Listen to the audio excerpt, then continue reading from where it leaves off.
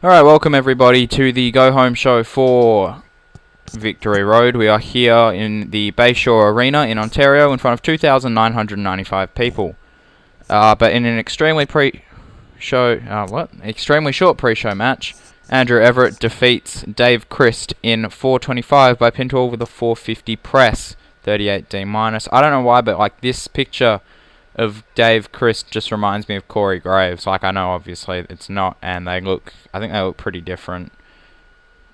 But yeah, it's the pose, because like Corey does the whole like hands together pray kind of nod at the start of like a Raw and SmackDown. So yeah, it's just hit me. That's what it reminds me of. But Everett with a 40, Christ with a 33. No worker improvements. We move into a 48D plus where we have pre-show Tyler Bate. I have no idea why I called him pre-show Tyler Bate. But Tyler Bate defeats Marco Estrada in 4:52 by pinfall with a Tyler driver, 97. Bate with a 52 and Estrada with a 39. Tyler Bate improves in performance skills. Sweet. We move into the main show, and to open up Impact, we have Santana and Ortiz. They're walking into the arena from the car park. But out of nowhere, they're attacked by Caleb Conley and Desmond Xavier, the Forgotten. And the Forgotten kick the crap out of them. But before they can really do any serious damage, Ivelisse Velez runs in, she kind of pulls them off, puts herself between them, all four of them. And then Conley and Xavier kind of just laugh and walk off while Velez tends to her boys. So yeah, last week the Forgotten cut a promo. They were like, yeah, we lost, but we're gonna go after someone else now. And so it looks like they're gonna take on LAX. Not at Victory Road, because this is only just starting. It's gonna be a bit longer. Like, I think the next show's on Lockdown, I think. So probably at Lockdown. Desmond Xavier is learning to show more charisma. Awesome. Negatives just for Ivelisse's chemistry, which, as far as I know, we can't really fix. Moving on into actually a pretty decent match. Decent wrestling, but not much heat. Pete Dunne defeats Chris Adonis in 9:54 by pinfall with the bitter end. 54C-, I will take that. These two have great chemistry. Dunne with a 58 and Adonis with a 41. No worker improvements. Oh well. Negatives for Chris holding back and Dunne holding back. I'm pretty sure you get that just on not on pre-show matches, on TV matches in general. Like, they don't go all out because it's just TV. If it's pay-per-view, then you shouldn't get that. But yeah. Next segment is a 54C-, and Ali and Rosemary are sitting backstage, and Ali's, she's bubbly as ever. She's just talking, just saying random stuff, whatever she's saying. But Rosemary, she just kind of seems like she doesn't care, and she's just disinterested. And Ali says, Rosie, are you okay? And Rosemary says, I feel different. I don't feel right. I feel weaker. The Rebirth storyline advances, but it does lose heat. So yeah, Rosemary is not feeling herself. Interesting. This, as I said last episode, this is gonna be a long storyline.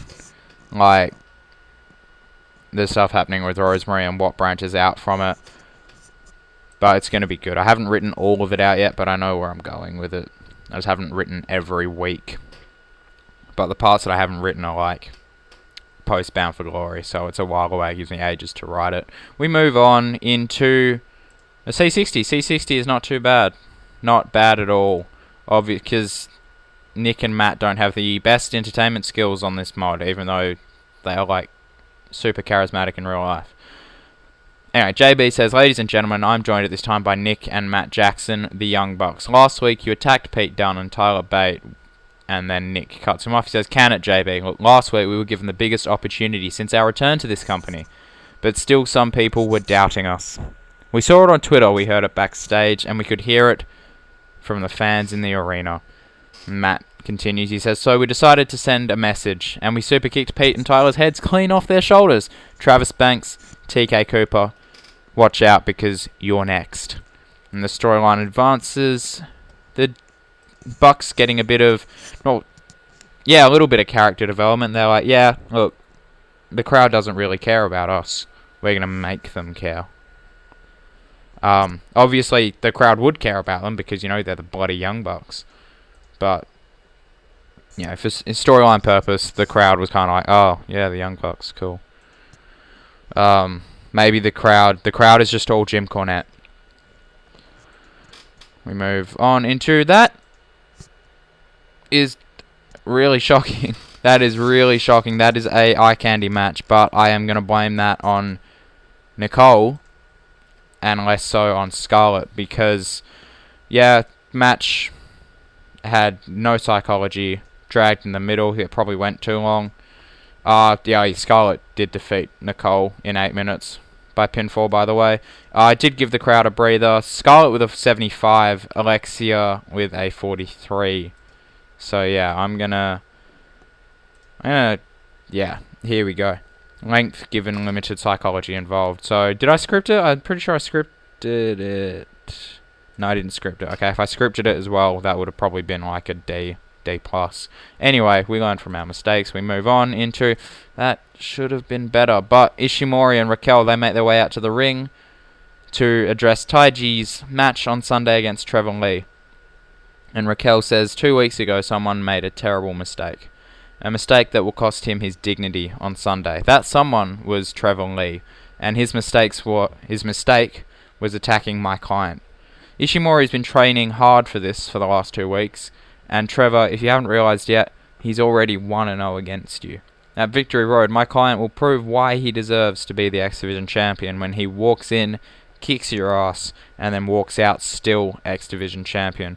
And they go to leave, but then Lee runs out, and he and Ishimori start brawling. They're just throwing lefts and rights, kicks maybe. They're trying to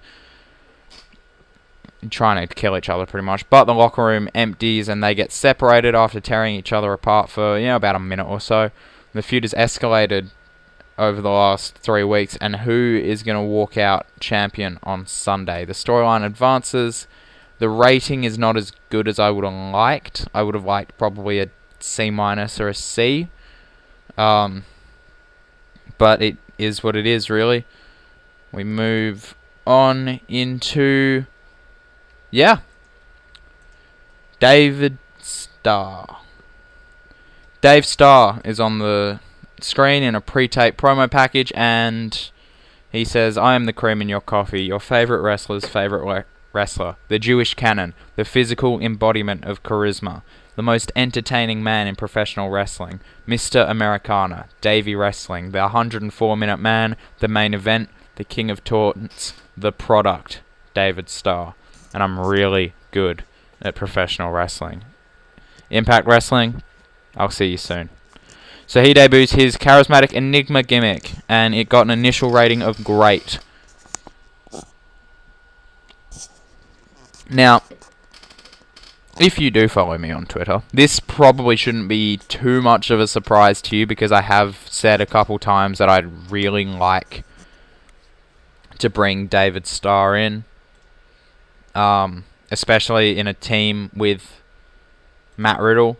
The only problem with having a team with Matt Riddle at the minute is that because I'm still building him up and I've got complete other plans for him right now, I still feel pressured to basically have these two go on an absolute tear, and because Riddle's got this undefeated streak.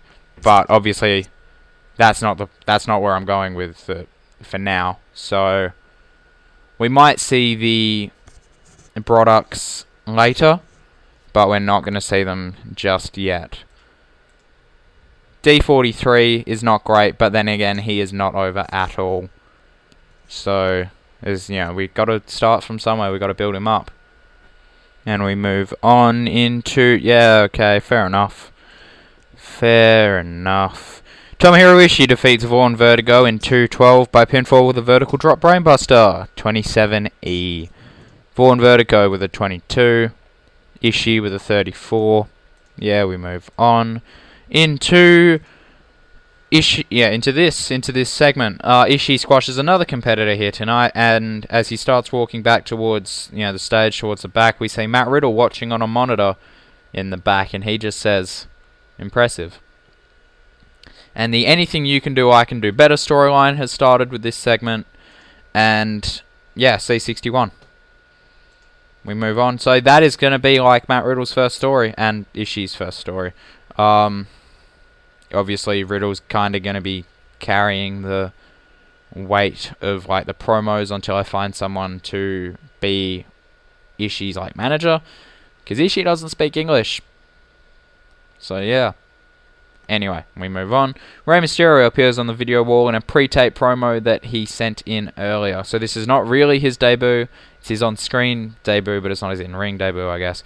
And Mysterio says, "Impact fans, I'm so incredibly excited to be making my debut this Sunday at the Victory Road event. I heard what my opponent, Ethan Carter III, said about me, and his arrogance will be his downfall. On Sunday, I will overcome Mr. Impact EC3, and then go on to capture some championship gold." So yeah, basically he's saying, look, I can't wait to get there. And once I get over this guy that's like, he's like the guy in Impact. He's the guy that's been there the longest, apart from like Lashley. He's the guy that's made his name in Impact. That's why he's calling him Mr. Impact. Once I beat this guy, I'm gonna go on and I'm gonna win some gold, because it's something that I want to do. It's something I haven't done. I haven't captured any gold in Impact before. Yeah, he got a great fan favorite gimmick, and the Booyaka EC3 storyline advanced and gained heat with a pretty good rating. B minuses. It's good that we've got a main eventer that will give us B minuses. Next segment. Then saying this, like, we've got two upper mid-carders giving us a B minus, and well, obviously that's definitely not because of Trish. It's completely because of Trish. Mark Andrews is walking backstage through the halls, and after a few seconds he crosses path with general manager Trish Stratus and global champion Eli Drake. And Eli says, "Oh hey dummy, how you going? You getting ready for Sunday, training your absolute hardest, putting your blood, sweat and tears into it, doing it for the fans? Face it, Mark, like I said last week, you can't win when it matters, and on Sunday I will walk out still your global champion." And that's not an insult, that is just a fact of life. And Andrews, he kind of laughs sarcastically. He says, "That's great, Eli.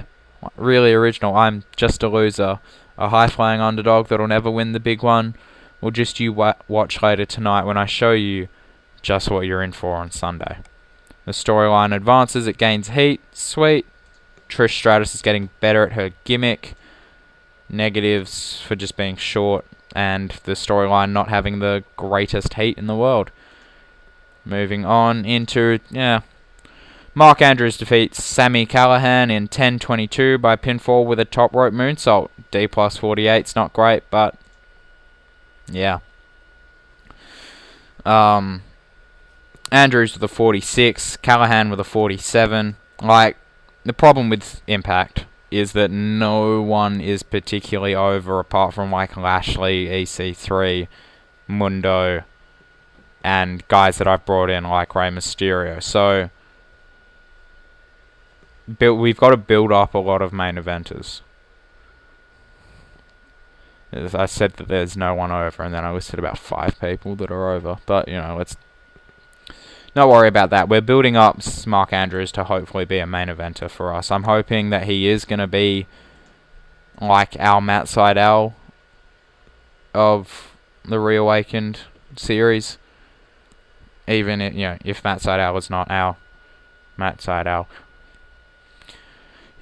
I assume you get what I mean if you've watched Reawakened. I want him to be a breakout star, is what I'm saying.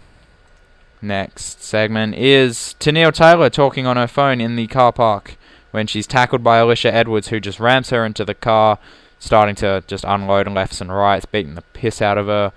And Tenille, she's completely taken by surprise, so she can't even get her hands up. And Alicia lands one more blow, knocks Tenille down. She doesn't knock her out, she's just kind of knocked her to the ground, and her eyes are glazed. So yeah, she's a bit out of it. She's not unconscious, but she's out of it.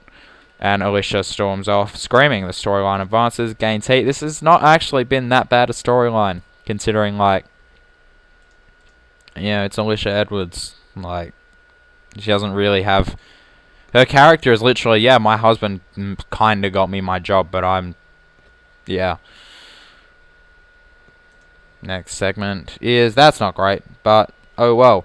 Matt Riddle defeats Ethan Page in 5:52 by submission with a guillotine choke. D plus 49. Page not suited to his gimmick, off his game.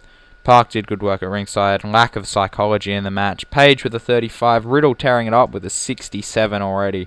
He is going places, man.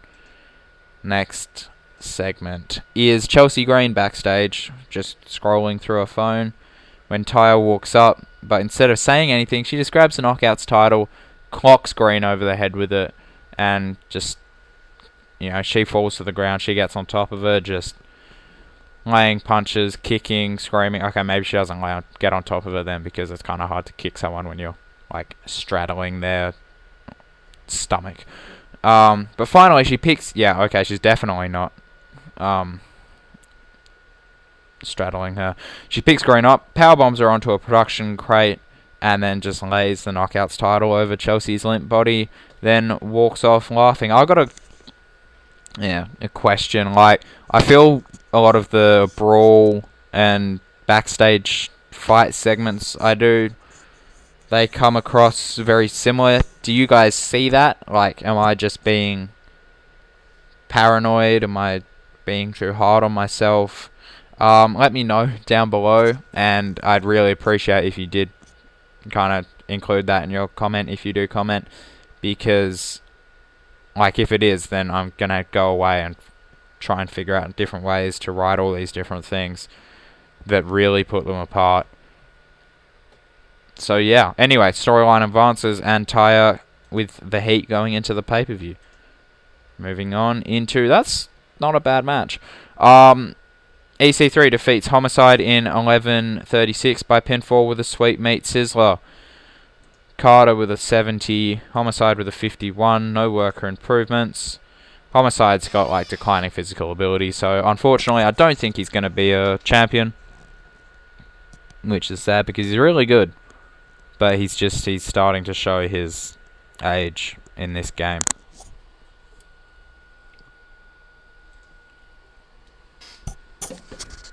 Alright, EC3 gives us a 79.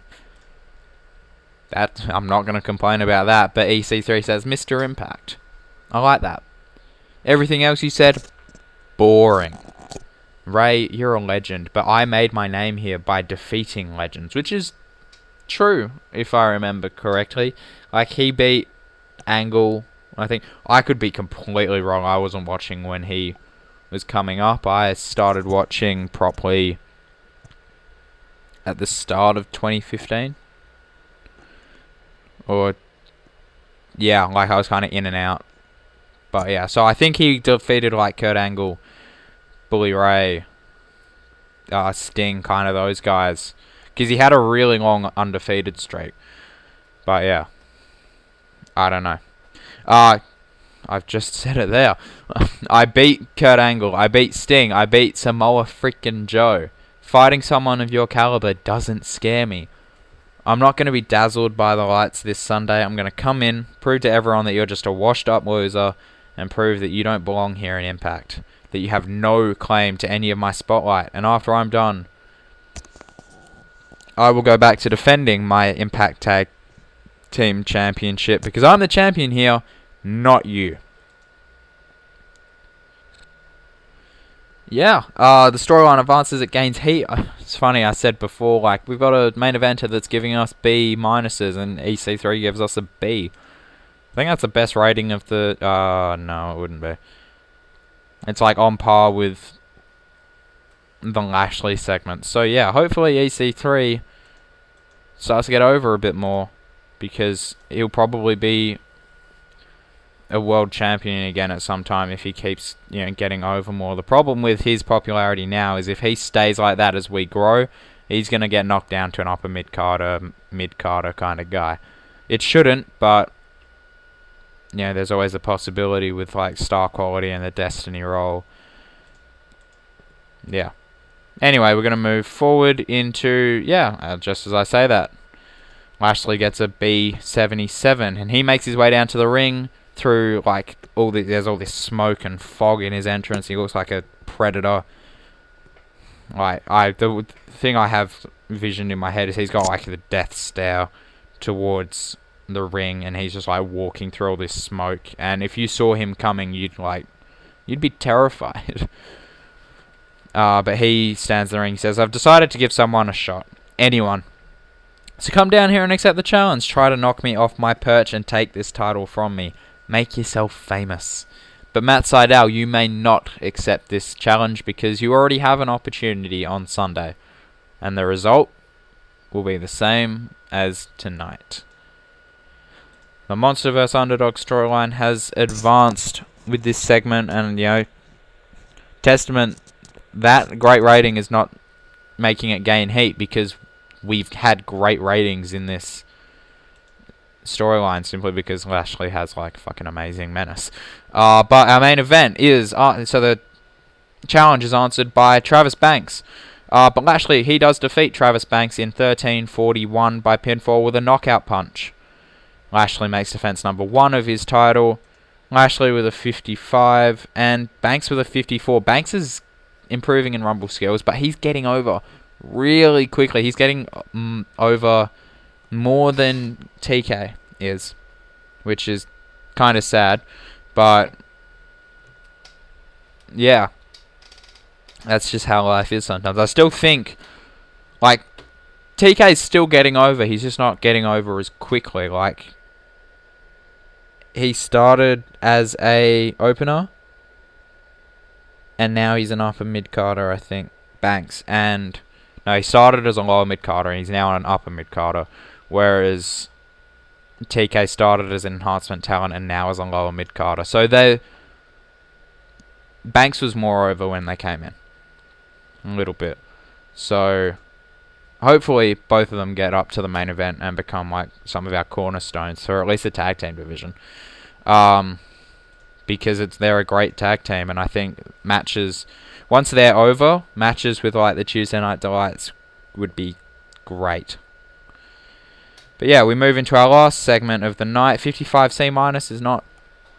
Yeah, I'll take it. Lashley retains his title here tonight, but Travis Banks definitely took the fight to him. He leaves, and TK Cooper kind of...